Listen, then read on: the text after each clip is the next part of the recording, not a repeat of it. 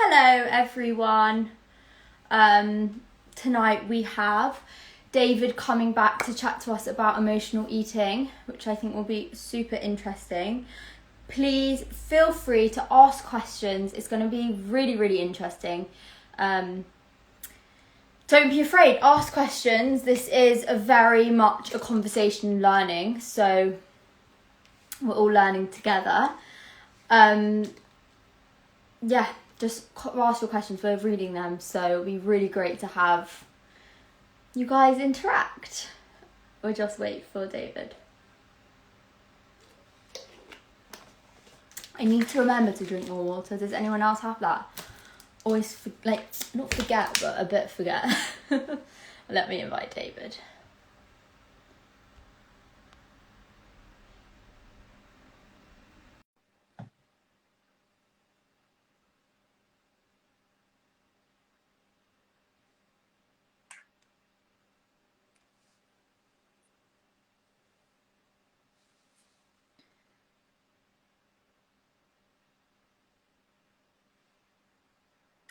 He's here. Hello. Hi, Zoe. How are you? I'm good. How are you? I'm very good.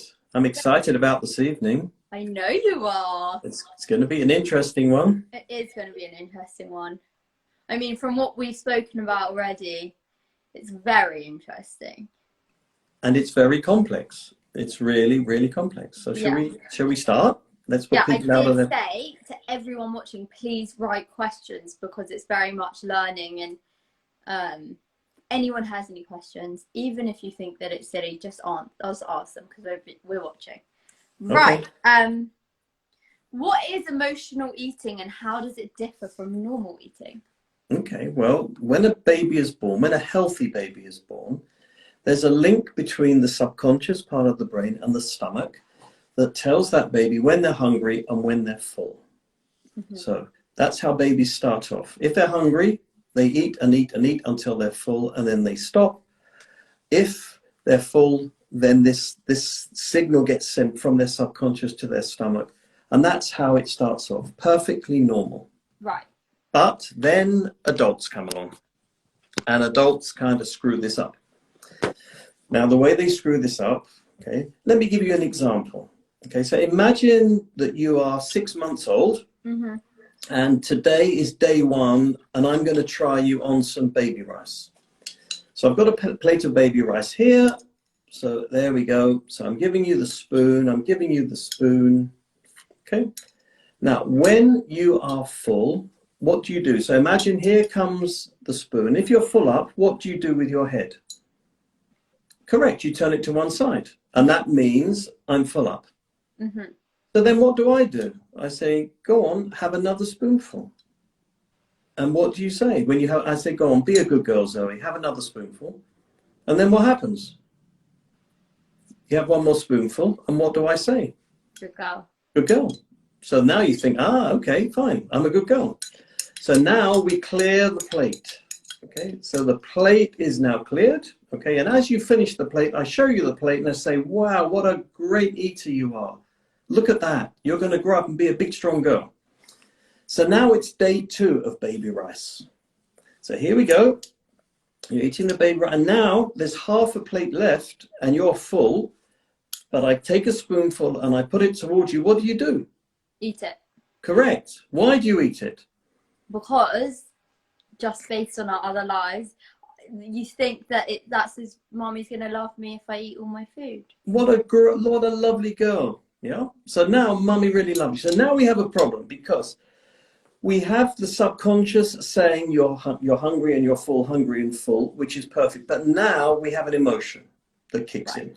And that emotion is, I want to be a good girl. I don't want to upset mummy. So I'm going to continue eating until mummy says good girl. So that's one example of how emotional eating can develop. Mm-hmm. But there's many more reasons. If you restrict a child when they're very young with food, then that becomes an issue because then they want it even more. Can I ask you a question on that? You can ask me whatever question you want. So my mum always said that we have, which Sammy loves, a massive snack drawer where I think because I've grown up where she's like, have what you want kind of thing. I don't spend all day in there. If I want something, I'll have something from there. If I don't. But my mum said when we were younger and kids would come around with parents would never allow them to have chocolate. Not allowed to, it's not allowed chocolate. They come to our house and literally stuff their faces because, I think working with kids, like, I think that creates like even a trust thing. They're hiding things from their parents at such a young age because, oh, mummy doesn't want me to eat chocolate, so I've got to eat it at a friend's house. You tell me you think. I don't have kids yet. Please God, I will. But I will let them to have chocolate. Obviously not too much, but I'm going to let them because I don't want them to ever feel that it's bad. Exactly. If you create this image around chocolate, it then becomes a major thing. Right. Whereas if you've got a big snack drawer in your house, I mean, how often do you go to that snack drawer and eat everything in it? Oh, no, not only. It doesn't even occur to you because it's a massive cupboard. I can't eat everything in it. But it's not an issue. No. So that's another thing. Quite often people, when they're in hypnosis, they remember going to grandma's house and getting stuff that they can't get at home. Interesting. There are other root causes of emotional eating. Sometimes there's have another spoonful. You're at someone's house and you feel guilty. Even as a young child, you feel guilty about not eating all your food. Be a good girl, eat all your food. Or be a good girl, have another spoonful. Yeah, that's another common root cause. If you eat all your main course, then you can get a dessert. You can't, sorry, did you want to comment on that? No, but that's an interesting one. Yeah, okay. What about, okay, a child doesn't even eat like 2 spoonfuls and they're messing around at dinner and you say, Ryan, you can't have your dessert. Okay. What do you do? Do you give it to them? Because then it's like you're rewarding their behaviour. Or... Well, you've just answered the question, Zoe. So no, yeah. You don't give it to them, no. Mm. Yeah. Listen, we have to find the right balance between discipline. But what but the secret is that there must not be any anxiety or tension around eating time. Right. Because whatever we learn as a very young child about eating, that then continues all the way through into adulthood. Mm-hmm. And we actually replicate those particular emotions. So the secret is no anxiety, whether it's overeating or undereating, anything like that. It must just be a normal, pleasurable time. Okay, another reason why people, another root cause is when you have a very, very happy family with mummy and daddy and brothers and sisters all around the dinner table, and it's a very pleasurable experience. As people grow older, sometimes they try to replicate that. Conversely, if you have a very unhappy dinner table where there's a lot of aggression and fighting, sometimes people try to make that up as an adult to make it better. Yeah, sometimes it's a religious thing, sometimes it's a cultural thing. There are many cultures and religions where food is love. Mm. You go to someone's house and they've made a huge spread, and when you say, why have you made such a huge spread? Oh, well, you know, I just like to show people how much I love them. So it is very, emotional overeating and undereating is one of the most complex issues I have to treat on a daily basis. It is so complex. What about then, obviously, there could be the thing of a child being told, oh, don't eat that, that will make you fat. And as a child, and I assume a folder gets made, if I eat chocolate, I get fat. And like, then they have a complex of not eating certain things, and then they grow up restricting. And then is that an emotional undereating? Is that a thing? Yes. Yeah, it can go either way. You know, the title of today's talk is emotional eating. And we specifically haven't called it emotional overeating or emotional undereating. We've just called it emotional eating because that's what it is. Right. Okay. You know, there was one lady who I was treating, this was a few years ago, and she would go crazy with crisps and chocolate and fizzy drinks. And while she was in hypnosis, she remembered a scene when she was about, I think actually it was her 5th birthday. And she was never ever allowed fizzy drinks or chocolate or crisps at home. They were completely banned. So on the morning of her birthday, she saw her mum standing on the worktop, opening the cupboard above the cooker, and it was jam-packed with crisps and Cokes and Pepsis and chocolate. And she said, "Mum, what's that for?" "Oh, no, it's for your guests at your party. But you won't be allowed to have it, as you know, because we don't have this sort of thing in the house." Well, you can imagine the folder that was created in her subconscious. Everyone's allowed it, but not me. But not me. That's so messed up. Sorry. But it is messed up, and it causes issues later in life. Right. Okay. Wow. So let me talk to you about triggers in the present day, because we spent a few minutes talking about what happens when we're very young, but how is that connected with adult eating? Well, it's directly connected. If we restrict stuff to a young child, then they want it even more. If we try to force feed a child because they're underweight, then there's a control issue. And then that brings into, a question I'm sure you're going to ask me at some time is about, where does anorexia or bulimia, does that kind of come into this emotional eating? Well, yes, it does. It very much touches upon it. In the case of anorexia or bulimia, when you have a very controlling parent, normally a mother or a grandmother, if they're very, very controlling, if they are someone who is perhaps very good looking themselves, they're dedicated to going to the gym 7 days a week, they're very keen on their diet, that can then cause issues with a young lady, particularly a female, who is determined to take control of her life. So sometimes they restrict their eating, either through anorexia or bulimia, and it's a young person's way of taking control. But it does have its roots in very early memories. Wow. You just said about females. I feel like there's association of this kind of topic with females, but is it just as common in men? It is just as uncommon as men, but men just don't seem to want to admit it or have the type of therapy that I specialize in, where they go back to very early memories and find out the root causes. Right. Shall we talk about triggers? Yeah. As adults, what situations can trigger emotional overeating? Sometimes it's loneliness. More often than not, the reason that somebody overeats is loneliness. And if I were to look at all my case histories, that is probably one of the most common reasons why people overeat.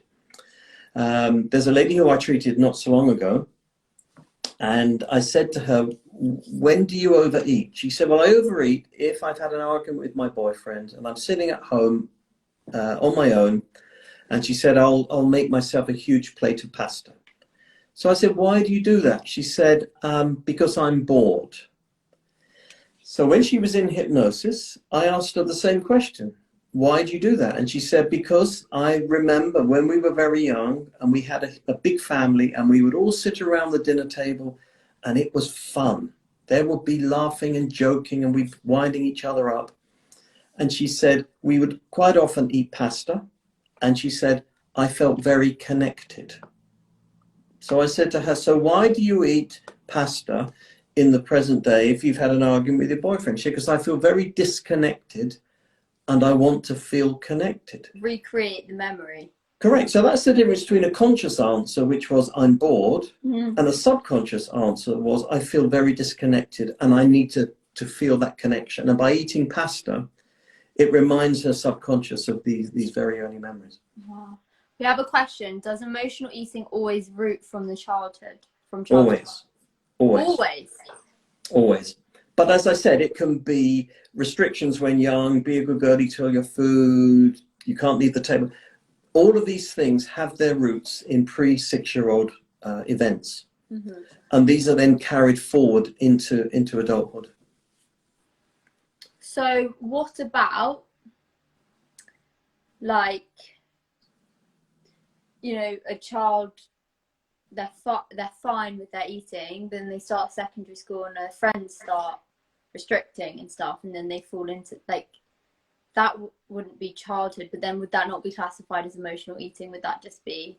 It depends upon the child's upbringing. Because if you took 100 children who then went to secondary school and they observed friends eating in a strange way, would you agree that there would be 100 different reactions? True. Yeah, you know, there would be one child that would want to be in with the in crowd. They had a fear of rejection and being abandoned by their friends, so they would copy their friends, all the way down to the other ones that say, well, I'm not going to mess around with my eating. I'm quite happy with my eating. So once again, that would fall into the fear of rejection, fear of abandonment field. So when you say, like,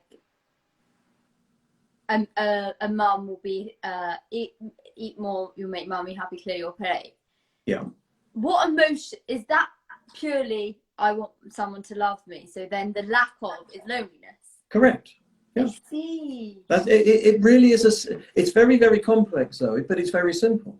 Right. And it does ultimately boil down to a fear of loneliness, a fear of abandonment, and a fear of rejection. So then, are you saying anyone that suffers with an eating disorder that is rooted in childhood? Yes, in every case. Every case that I've treated, it always comes down to something that happened to them in childhood. It can be a negative thing, or it can be a hugely positive experience. So don't say positive. Well, I had a lady the other day. She's a banker. Every day at 4 o'clock, she leaves her desk. She goes down in the lift. She goes down to the floor where they have a canteen, and they have a little old lady that serves tea and coffee and cakes. So every day she gets a mug of tea, and she puts 4 sugars in it, and the lady makes fairy cakes. And she puts them on doilies on a cake stand. She takes a fairy cake and a mug of sweet tea with 4 sugars. And she goes back to her desk and she sits there and she eats the cake and drinks the tea. So I said, why do you do that? She said, well, I don't know. I've always done it. So while she was in hypnosis, she said, I've just remembered something. I said, what have you remembered? She said, I'm in my grandma's garden. I'm about 3. It's a lovely sunny day and I can smell my grandma's cooking. And she's making cakes. And now she's called me in. I'm now sitting on her lap, and she's given me a mug of sweet tea, and she said to me, I've put 4 sugars in it. I know mummy doesn't let you have sugar. I've put 4 sugars in it. It's our secret. And then she gave her a fairy cake, and she said, I am in heaven. So when she came out of hypnosis, she said, that's weird. That is so I weird. said, she said, I know what I'm going to do tomorrow. I said, what are you going to do tomorrow? She said, I'm going to do an experiment. So the next day, she was in her office at 4 o'clock. And didn't have it? She went down to the canteen and she ordered a cup of tea. And it's significant, and I'll tell you in a moment why. She ordered a cup of tea and no cake. She then went back to her desk and sat down, drinking her tea. And she thought for 20 minutes, all she did was she thought about happy times with her late grandma. So I said, well, did you want a cake? She said, no. I said, what is it with the cup? She said, the mug, when I was a little girl, I could fit 4 fingers into the handle of the mug. And that's why as an adult, I used to love having a mug. But this particular day, she just had a cup. So then I asked her a question. I said, in that canteen at work, do they have refrigerated cabinets with food? And she said, yeah.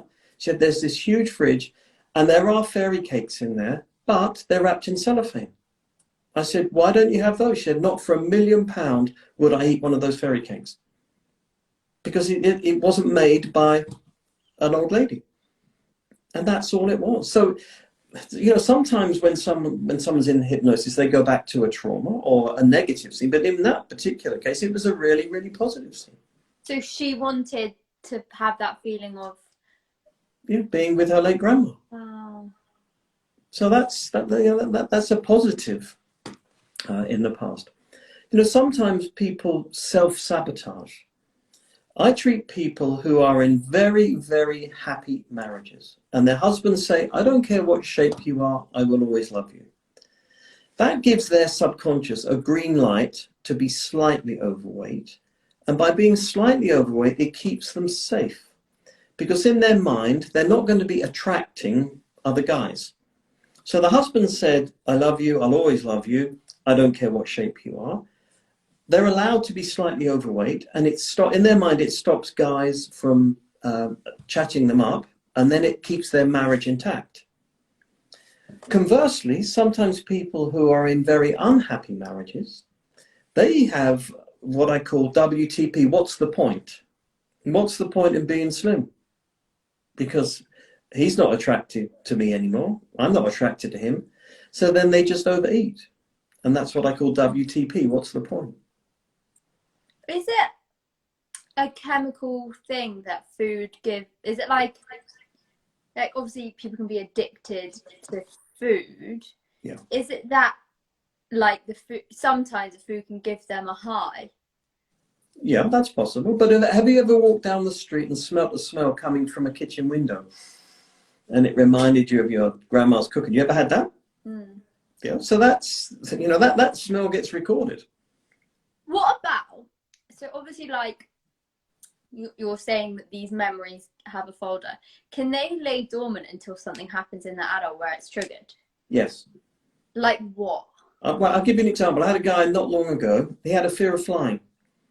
He said, but I can't understand why. He said, I travel for business. He said, I'm always on a plane. But something happened. I got on a plane the other day, and this was before lockdown. He said, I got on a plane, and something happened, and I freaked out, and I jumped off the plane before it took off. So whilst he was in hypnosis, he remembered a scene where he was at school, and he didn't really like school dinners. And one day they were cooking, I don't know, cauliflower or something. And the smell of the cauliflower made him feel really, really ill. And that was recorded in his subconscious. So this particular day, he's got on a plane. As he's walked past the galley, they're heating the food up ready for the flight. And he smelled a smell that his subconscious identified as a not. And he just freaked out, had a panic attack, and they had to get him off the plane. Well, I've had a similar thing, but then I'm like, I wasn't 6, I was 10, where we went on PGL and they fed us the most revolting thing. Honestly, I can't even talk about it. That's how strong the memory is. But if I come across anything like that, like even if someone tells me that they're eating it, it makes me gag, like the thought of it. Yeah. But I was 10. Yeah. But you're saying it happens or is that at any point? So something happened before you were 6 that created that folder, and then it's when you I didn't like the food, and I really didn't like the food, and then now, even now, the thought of it makes me feel nauseous. Was that the first time you spent away from home? You spent time away from home? Yes?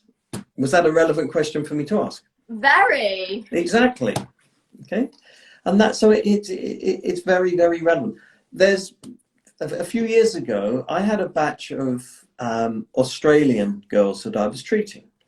They'd come from Australia, they'd come to London to work, and it was the first time they'd been away from home. And they were joking with me. They said that they got the Heathrow injection. I said, what is the Heathrow injection? She said, we don't know. But whenever Australian girls leave home and they come to England, and it's their first time away from home, they all gain weight. So whilst they were in hypnosis, they all revealed the same thing, that they were homesick. It was the first time that they'd been away from home. And not only were they away from home, they were a long way away from home. So they all started eating for comfort reasons. Right.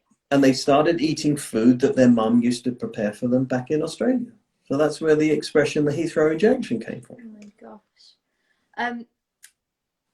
One you said about aeroplanes, I think a lot of people don't like aeroplane food, but like for me, I don't, honestly, my thing, okay, this is very interesting, but I still, to this day, when I get on not to say because I haven't been on an aeroplane in a while, but when I go on an aeroplane, I don't like the smell of aeroplanes. I don't know what it is. I can't stand the smell of aeroplanes. Like, I honestly will go like that. It makes me feel sick, but I don't know why. So, and also same with the aeroplane food, like I don't like the smell of it. And I think when I was younger, maybe, I don't know, like it was a thing of like, oh, you can get food poisoning from the aeroplane food. I don't know, but, and also I know people are sick on aeroplanes, maybe it's that. There's but an association, I'm sure. But it is weird that these things can, and isn't it weird, like I'm not on an aeroplane right now, but I can smell in my head the smell that I'm talking about. Yeah. And that's how strong our brains are, don't you think? They're very strong. Let's spend a few moments talking about diets. Okay, go for it. Okay, every diet in the world works short term. If you're depriving yourself of carbs or quantity of food, or you're restricting calories, every diet in the world will work, but they only work short term. And the reason they only work short term is with whatever is going on in your subconscious is pumping away, they can only work short term. And what happens with most people when they come off a diet, they normally put weight on. In about a third of cases, people put the weight back on, and then a third put even more weight on. And that's because you're not addressing the actual issue. You know, there are some people that are permanently on a diet. I mean, what kind of a life is that? It's not, honestly. If you want to eat something, eat it. But as soon as you start saying good foods and bad foods, then there's guilt. You know, so you're on a diet and you've been doing really well for a month, and then one day, for an emotional reasons, you pig out and you say, okay, that's it, I blew it. And the next day you go back to eating the way you were eating beforehand. Do you know what? That's what I say to people, because I think people are always like, oh, you're doing so bad, I need to start a diet on a Monday. And I'm like, I actually say, because I work with kids and obviously I have a degree in early years, I say, if you have children one day, you cannot speak like this in front of them. Children are like a sponge, and they will, and that's why I think that's why I love what you do, hypnotherapy, because I think, like, I've learned the power of the early years, and that's exactly the part that you focus on. And I think this kind of conversation, like even a child overhearing, that's as easy as that's as much as it takes. Like hearing mommy talk about she's eating too much, so she needs to deprive herself. Like it's as easy as that for them to think, oh, maybe I should do. Do you know what I mean? But it is true. But listen, you've worked with young children, yeah, and I'm sure in the nursery you've come across things that perhaps you don't agree with regards to meal. I mean, give me an example of maybe something you've seen at mealtimes that you didn't think was appropriate with regards to quantities of food or type. Well, there's always a discussion of how much to feed, and I think that's an interesting one, because it's like, how much should a child eat? Do children know that because there's always we always discuss like portion size for a child. If a child, like I'm talking 3-year-olds where they're very aware of themselves, if they want more, do you give them more, or are you like, you've had enough? You know, because some people say, oh, you know, they've had so much to eat, like they're not going to have their dinner. And some people say, well, if they're hungry, they're hungry. And some children say, I don't want any more. So it's like, where do you find the balance of knowing, okay, they've eaten a lot now, that's a bit much, and I don't know, like, how do you find that balance? Well, if a child has been running around in the garden for 3 hours, would you expect them to be starving? Yes. Fine. So they're going to need extra food. But if a kid's been sitting watching TV or just doing drawing and they haven't really burnt up much energy, would you expect them not to be as hungry? But if we allow the body's natural hungry, full process to kick in, then they know if they're hungry and they know if they're full. But once we start saying you can't have it, or you've got to have another spoonful, that then screws around with that natural process. Right. Yes, you have to trust the child.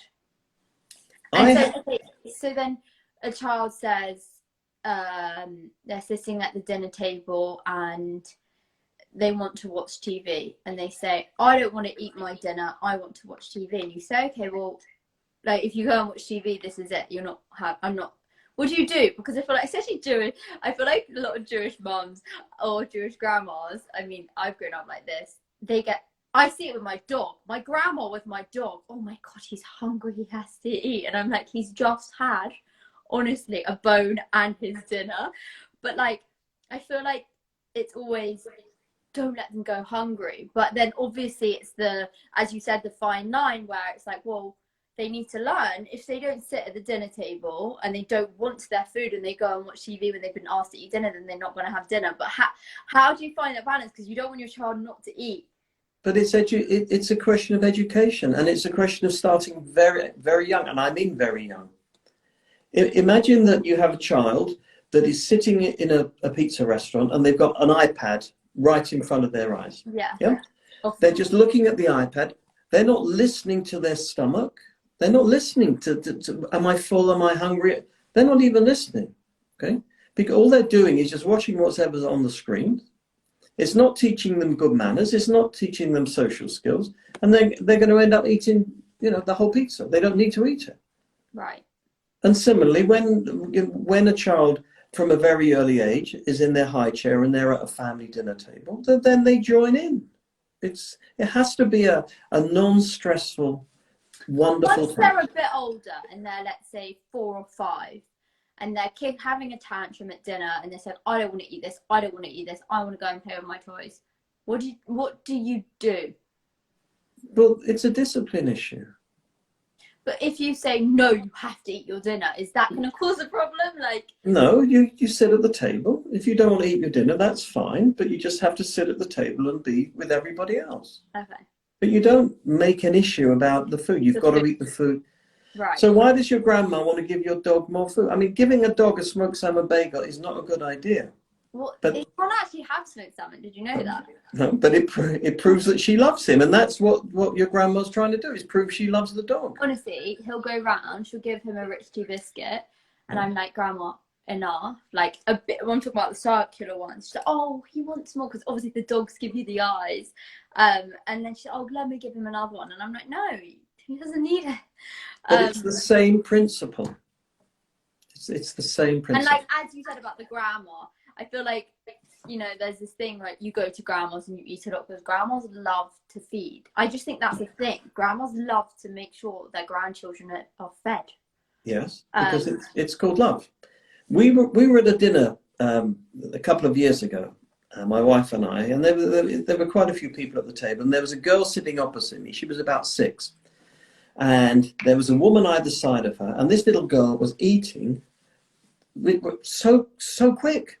And one of the women said to the other woman, isn't she a lovely eater? At which point I said to the woman, what do you mean by isn't she a lovely eater? At which point my wife has kicked me under the table so hard because she knows I'm about to say something inappropriate. And then the other woman said, oh, look, she's eaten all her food. Let's give her some dessert. Now, I know that child is going to have eating issues when she grows up. Without a doubt, I know that. A question I ask my clients, are you a plate clearer? Are you a fast eater? Do you eat when you're not hungry? So these are the initial questions I ask people. And more often than not, they say yes to all of those. Wow. So what would you say to someone that is dealing with any of the things that you're talking about? Okay, well, it's nothing to do with the present day. It's nothing to do with what you're eating. It's to do with the emotion that is causing the trigger. I'll give you a question here. Imagine that you are looking after a 3-year-old child on a beach, mm-hmm. and you suddenly realize that child isn't there. The child's wandered off. So for the next 5 minutes, you're freaking out. You're looking after a 3-year-old. You can't find them. And then suddenly you're reunited with that young child. What's the best thing you can do? What's the worst thing you can do? So the child's distressed. You haven't seen them for 5 minutes. They haven't seen you for 5 minutes. And now you're reunited. What's the best thing you can do? What's the worst thing you can do? It's the worst thing to tell them off. Yeah, that's the worst thing. Yeah, oh, but there's another bad thing you can do. Hug them?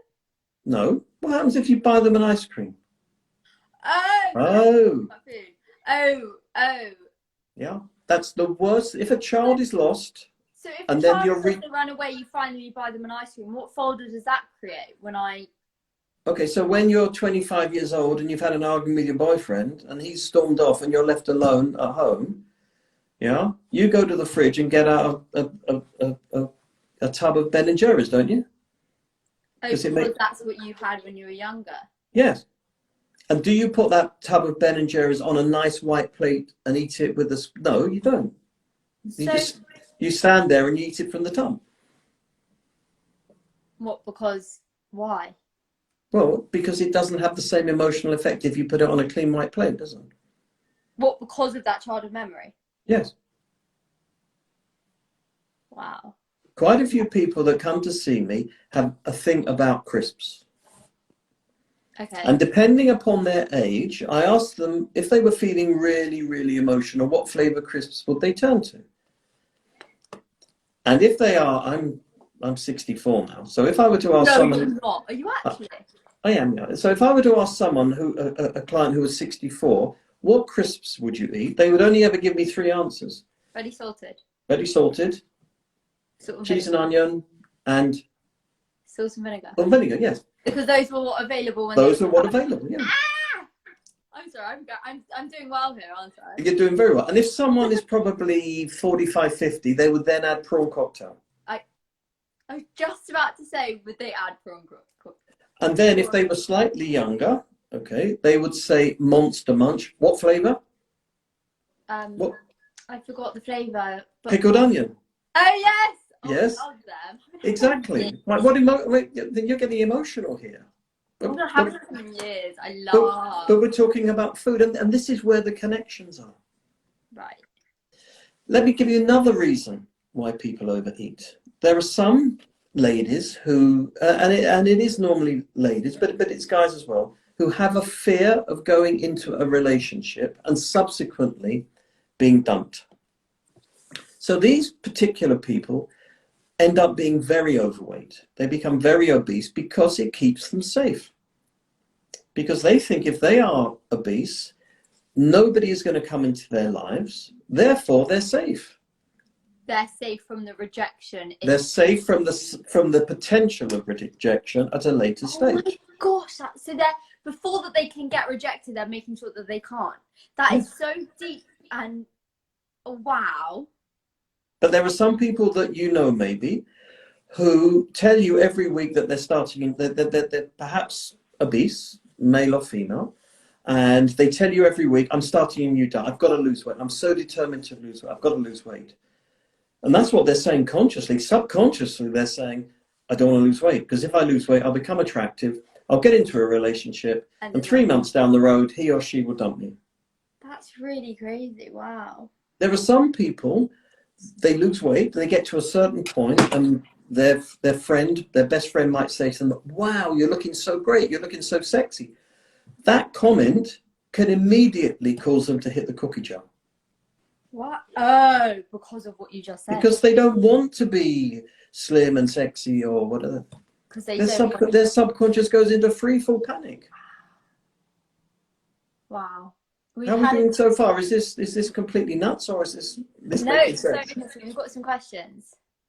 Okay, it's 3. I think it's 3 questions in one. How does one recognize where the childhood trauma / positive experience with food comes from? Is it possible to recognize on your own?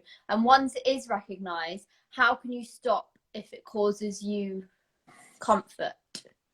You can't recognize it on your own because you can't easily access these memories in the subconscious. Mm-hmm.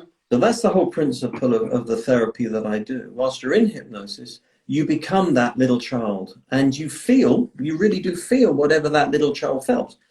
You can then put the adult's interpretation on that particular thing. And then that automatically stops the behavior as an adult. So it's really important to identify whatever the root cause is, but it is a subconscious thing. So like consciously, what you're saying is consciously, you may think it's because of one thing and you'll live your life thinking, oh, it's because of that. But actually, subconsciously, and that's where hypnotherapy comes in. Exactly.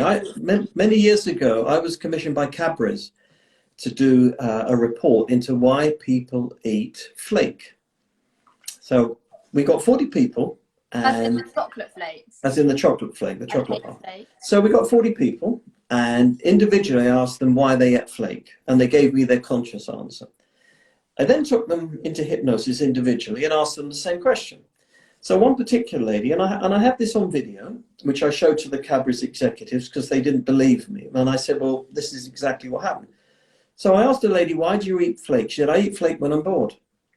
When she was in hypnosis, she said, I eat flake if I think my husband has rejected me. I remember going to my grandma's house because my mum wouldn't let me eat flake because it made a mess on the carpet. And I would sit on my grandma's lap and I would eat the flake. So as an adult, I'm sucking out the love from my grandma from that flake because I know my mum wouldn't let me. And when I showed this video to the Cadbury executive, they said, this is crazy. But time after time, somebody else said, I eat Cadbury's flake because it's consistent, because I trust it. I mean, these are words that you don't normally associate with eating chocolate. But this is what the subconscious creates. I've got an interesting one. I don't know how old I was, but I do know it was before 6, after 6. I don't know how old I was, but I had to have 2 crowns fitted in because like my teeth were crumbling when I was younger. So I definitely, they were baby teeth because I know that they fell out. Well, how old are you when these fall out? I'm not sure. Neither. Whatever. I think I was older than 6. I'll ask my mum. But I remember the dentist telling me I wasn't allowed sweets or like chewing gum. And I don't know why. I will try sweets. I hate sweets now. Like, I just don't like them. I just don't like the taste of them. They don't appeal to me. It's if I wanted one, like I like the bananas ones, you know, the banana and soft ones. But do you think that that's linked? Yeah, I'm sure it is linked somewhere along that. But I just don't. It's not anything to do with like anything. I just don't like them. Or do you think that's just because that's my taste buds? I don't like them. It comes from very early memories. Even taste. Everything. Taste, texture, smell. And this is why with young, very, very young children, you have to just let them sit in their high chair and just experiment. Right. You know, my little granddaughter Cece, you know, if she's eating spaghetti bolognese with her hands, which she does quite often, it looks like a war zone because everything gets covered. But she experiments, she knows texture, she knows flavor, she knows smell. And then when she's finished, even if there's half a portion left, she just does that. She just pushes it away. And I say to her, have you finished? She said, yeah, and that's it. Yeah. But you know, you have to let a child experiment with textures and flavors and smells. It's a bit of a mess, but. So what's the best thing to do with a child in terms of eating? Let them experiment. The most important thing is that there's no anxiety, no tension, no arguments around dinner table. You know, it has to be a very, very pleasant experience. And then this follows through into adulthood. Mm. You know, what we don't want to do is we don't want to have restriction. We don't want to have people who don't enjoy eating. You know, we don't want it to become a chore. We want it to be a very pleasurable experience. And we want people to eat whatever it is they want to eat, but eat it for the right reasons. Right. It is a really like strange concept because if you think about it, you know, as you said to me, a child is born perfect until adults get involved. But a child, a baby, newborn baby, they cry when they're hungry. They know when they're full. Yep. And it is really weird to think like what happens to us like after that. I don't know. And also it is interesting because I guess like we know innately, we know when we're full and we know when we're, so I guess what do you think about like times to eat, like breakfast, lunch and dinner? Do you think someone should just eat when they're hungry? Or it's a social construct, isn't it? If you think about how your metabolism works, and let's pretend in your stomach there are 2 guys called the metabolic brothers, and they have shovels. And as the food comes down into your stomach, they process that food. So they take out the carbs and the proteins and the vitamins, and whatever they think that you don't need, they then throw it down the excrete hole and you pee or poo it out. Now, I spend a bit of time in France, as you do, and how often do you see very, very overweight French women? Very rare. You don't. But they have breakfast, they have lunch, and they have dinner every single day of their lives. They eat slowly though, don't they? They eat slowly and they eat consistently, and they have very high metabolic rates. And the reason they have high metabolisms is that these guys in their stomachs, okay, they are very confident, and they know if they're eating breakfast, they know in 3 hours time that they're going to have a nice lunch. So what these guys do is they process all the food. But if we now look at somebody who eats irregularly, who skips breakfast, who maybe has a coffee and, I don't know, a Ribena for lunch and then has a big dinner, these guys in their stomachs, they don't know what to do. When the food comes down, do they process it, or do they keep some of it back in the form of fat because they don't know when the next meal's coming? So when you have someone with a very bad metabolism like that, then they will gain weight, because you eat some food that can stay on your tummy for weeks because your metabolism is keeping it there to keep you safe. Which brings us on to the subject of diet drinks. How many people do you know drink Diet Coke, Diet Pepsi, whatever? It is the worst thing in the world you can drink, because the chemicals in these fizzy drinks create a taste that is 13,000 times sweeter than sugar. So when you take a drink, your metabolism says, oh, okay, some sugar's coming, get ready, but then the sugar doesn't come. That then creates an artificial desire for something that is truly sweet. So far from being an aid to dieting, is actually a hindrance to dieting. So is that with regular Coke as well, or no, just diet? No, regular Coke has like 15 spoonfuls of sugar in it. You know, that's not good to drink either. So are you saying Diet Coke does that to your body, where your body then expects sugar, doesn't get it, and then looks for it elsewhere? And it looks for it elsewhere, exactly. Wow. So diet drinks actually have like Diet Coke, so people think it's better for them. No, but it actually has a negative effect, because it totally screws up your metabolism. So going back to French women, they have, for breakfast, they have a coffee and a croissant. And then at lunchtime, they have 3 courses with a glass of wine. And then for dinner, they have a slightly smaller meal. Right. Now, by having this regularly 7 days a week, it educates their metabolism, and they don't get weight. I mean, there is actually a book called French Women Don't Get Fat. And it's a story about a girl who was brought up in France, and then she went to university in America, and she gained a huge amount of weight. And when she came back to France, she was speaking to her grandmother about it, and she explained what had happened, how, you know, with regards to her eating habits, had completely changed. I mean, I don't understand the concept of skipping meals. I've never done it. I honestly, I love breakfast. Like, breakfast for me, I look at people and they're like, oh, I had water. I'm just like, oh, honestly, I love breakfast. I always eat 3 meals a day. And I think, I said this to you already, I think that like, obviously coming to you with a metaphobia, where I had this concept that if I eat too much, I'll be sick, which obviously I don't have that mindset anymore. But I think that really like fixed me in everything. I don't know. So you have 3 meals a day, and are you morbidly obese? No, and also I snap. Like, if I want something, I'll have it. Yeah, that's so fine. For me, when we did this topic, like, I can relate to a lot of things, but actually this isn't actually one of them, because I think I did so much work with you. I think emetophobia is highly linked to food. So, well, mine one was. But you're eating for the right reasons. Yeah. If you're hungry, if your body is crying out for food, then just eat food. It's like a car. I mean, if your car was flashing up, give me fuel or petrol, you do it. That's exactly, and that's a great analogy, and I do actually use that with my clients. I say to them, you know, the car needs petrol. It really does. But if the car is running out of petrol, okay, you don't check the oil, you don't put windscreen wiper fluid in, because it's not connected. You just put more fuel in. Yeah. We have a question.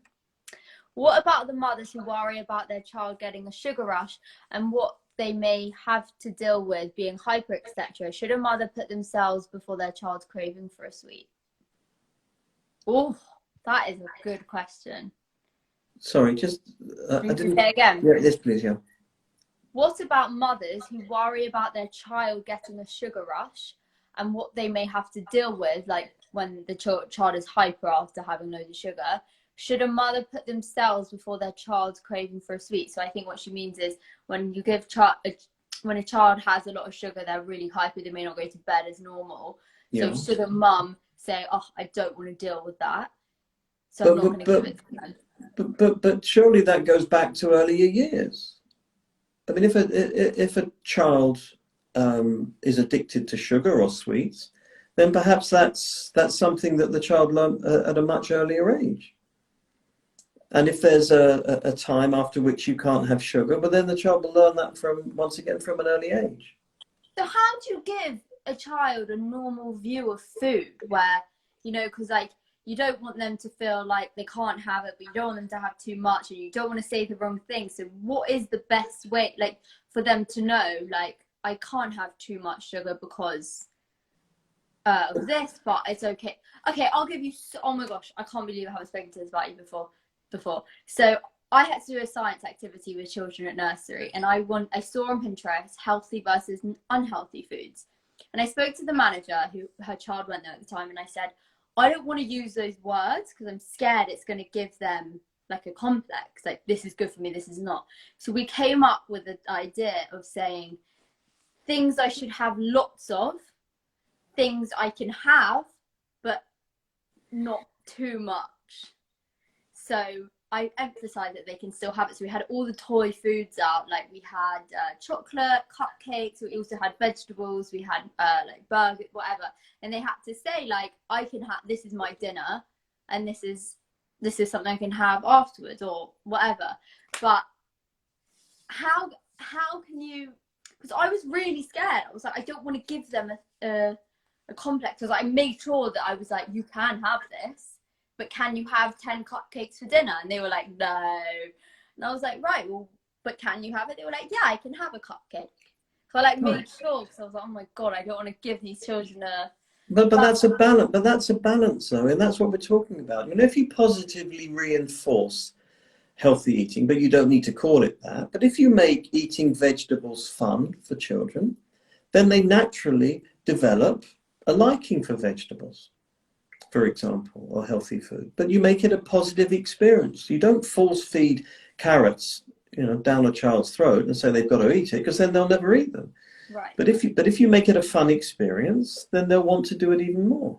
But then when it comes to sugar, and you know, the idea that obviously they can't have 10 cupcakes for dinner, how do you, or like, you know, it's bedtime and they say, I want some sweets, and obviously they're not having sweets before bed.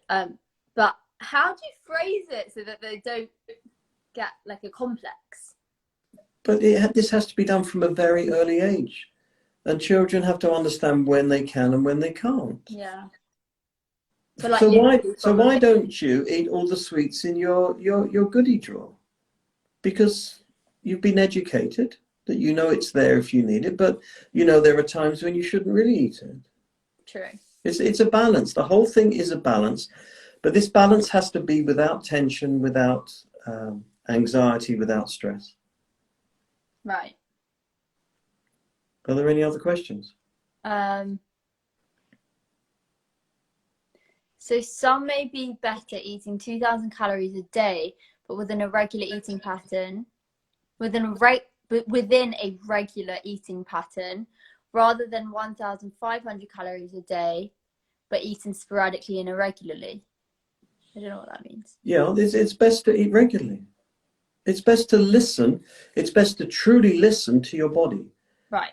Yeah, we know when we're hungry and we know when we're full. However, if we've lived our life continually on diets, or we sit down in front of EastEnders every night eating our food on a tray, then unfortunately we're going to need to re-educate our subconscious into knowing when we're hungry and when we're full. If you're watching TV while you're eating, you are not listening to the signals. You don't know when you're full. and you will go way beyond the stop sign. So eating regularly, learning when you're hungry, when you're full, knowing that there are different times. If you've been exercising, of course, you're going to be more hungry. Yeah. I mean, that makes sense, doesn't it? That if you've been exercising all day, you're going to be starving hungry. So put the petrol in your tank. It's true. We have another question. I have 2 children. My eldest is a terrible eater. All the beige food. My daughter is amazing, would happily enjoy a bowl of salad for dinner. I haven't done anything different. What's your opinion? You have done something different. You have. But without a doubt, you've done something different. Now, you might have just done it with love. So with the first child, the one who eats beige food, is that what? Yeah. Well, yeah. So as a new mother, perhaps you're really keen to do the right thing and you want to make sure your child has enough food. So somewhere along the line, then there was, the child loved beige food and the mother liked seeing the child eat. And through love, she just encouraged the child to perhaps eat that food. And when a child tried vegetables or salad, didn't like it, the mother didn't want to distress the child. But then the second child came along, and for whatever reason, there was no stress, there was no anxiety, and the child now likes salad. That's an interesting one. I mean, at nursery, like, honestly, there's some meals where I personally wouldn't eat them, but some kids are like, literally love them. And I guess that's because they're so young that, like, they may not have had a chance for an adult to give them an experience. Yeah, but with regards to the lady that said about the beige eating, I have no doubt that her intentions were good and that they came from love. I have no doubt. When you first have a child, you want to do the right thing. And you don't want to see your child upset. Mm-hmm. So it's not a question of force feeding chicken nuggets and chips. It's if a child shows a liking for that and the mother latches onto that. So if a child doesn't like something, what should you do? Just avoid it? No stress? No stress. Yeah. But if you can perhaps introduce it in very small quantities, but without making a scene about it, such as today you're going to try carrots and we really want to see if you like it, then suddenly that's putting pressure upon the child. But as long as you give a child variation of textures and smells and tastes and allow them to experiment. So what about this? A child doesn't like, I've had this situation where a child says, I don't want it, I don't want it, I don't want it. And I'm like, just try it. I bet you like it, just try it. And I helped them try it and they were like, yum. Yeah. But did you make it fun? Yeah, and I helped them. Fun. Like I put on the fork for them and like I made it. Yeah. Yeah. Last week I gave Cece a peach. She adored it. The next day I cut a peach up for her. No, don't want it. Well, she's experimenting. It's you have to take this into account. Right. They're learning. Young children, as we said before, are like sponges. They're taking this all in. Mm-hmm. But going back to what we said at the beginning, whatever a child learns when they're very young follows them all the way through into their eating habits as an adult. It's very interesting. I'll give you one personal example. 3 years ago, in July, I came out of my clinic in Harley Street and I went to Itsu and I bought a plate of sushi. Delicious. I was full up. I came out of Itsu and I went into the sweet shop next door and I bought a giant bar of Cadbury's Dairy Milk. I'm now walking down Harley Street eating a giant bar of Cadbury's Dairy, and I haven't got a clue why. I'm out of control. I don't know what I'm doing. I've got a stomach full of sushi and now I'm eating Cadbury's Dairy Milk. When I got back to my clinic, I picked up my notes from my next client and I noticed the date was the 31st of July, which was my late mother's birthday.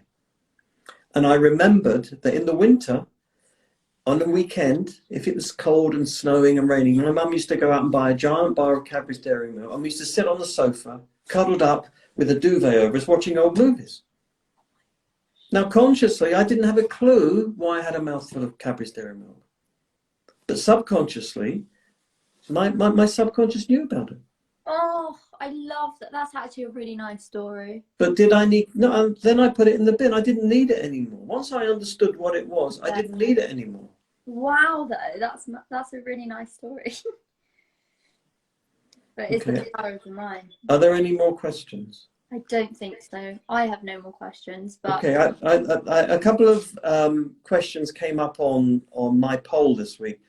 People asked, are we going to be talking about anxiety, trauma, feeling stuck in their lives, and health anxiety? And the answer to that is yes, yes, yes. We will be covering all of those in the next few weeks. Right, we will. And if anybody has any subjects that they would like us to talk about. Wow, I put on my Instagram voting emotional eating which won, which is why we're doing that now. But rejection was top next, and then insomnia. And I've had a lot of people being like, can you do insomnia? So, but a lot of people saying, can you do rejection? So okay, well, we'll add up the votes and we'll see which one we're going to do next week. But it'll be either insomnia or rejection. Well, rejection won. It was emotional eating, rejection, then insomnia. Fear of rejection. That's an absolute minefield. It really is. And that's something that you want to do rejection next week, yeah? Well, that's what the people want. Okay, and if the people want, then that's what we're going to do. Yeah. But fear of rejection I'm interested for, because from all the things you've been talking about, it sounds like it links to a lot of things. Are you a perfectionist? Do you have a fear of failure? Do you like to be aware of what other people think about you? Mm-hmm. Those are just some of the things that will be coming into next week with fear of rejection. I'm excited. Are you a people pleaser? Okay. Very excited. Fine. Thank you so much. It's been really, really interesting. I've learned my pleasure. A lot. I think it's important for my job as well. It is.